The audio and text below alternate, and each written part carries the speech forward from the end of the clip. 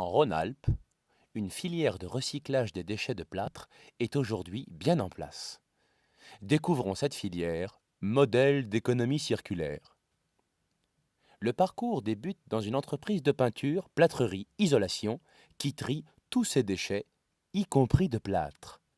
Les déchets de plâtre proviennent des chutes de construction neuves d'une part et des chantiers de réhabilitation ou déconstruction d'autre part. Ils sont constitués de morceaux de plaques de plâtre, souvent associés à des complexes isolants. À Montmélian, une entreprise spécialisée dans le recyclage des déchets a mis au point un procédé qui sépare le plâtre des autres composants pour permettre leur recyclage. Le plâtre est en effet un matériau recyclable à l'infini.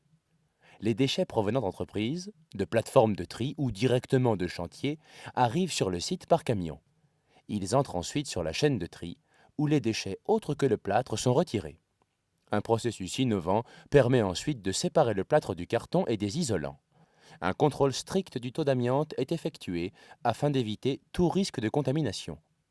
Au final, le plâtre qui sera recyclé représente 92% des déchets entrants. Le plâtre est désormais prêt pour une seconde vie.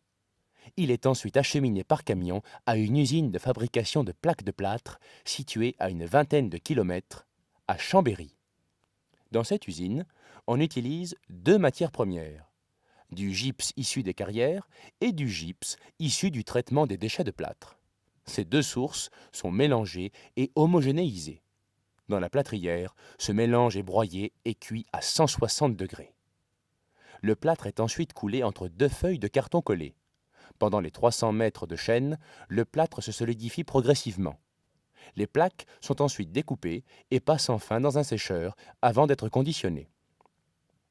On imagine d'ici quelques années intégrer jusqu'à un quart de plâtre recyclé dans le produit fini. De belles perspectives qui contribuent à la préservation des ressources naturelles et à l'atteinte de l'objectif de valorisation de 70% des déchets du BTP en 2020.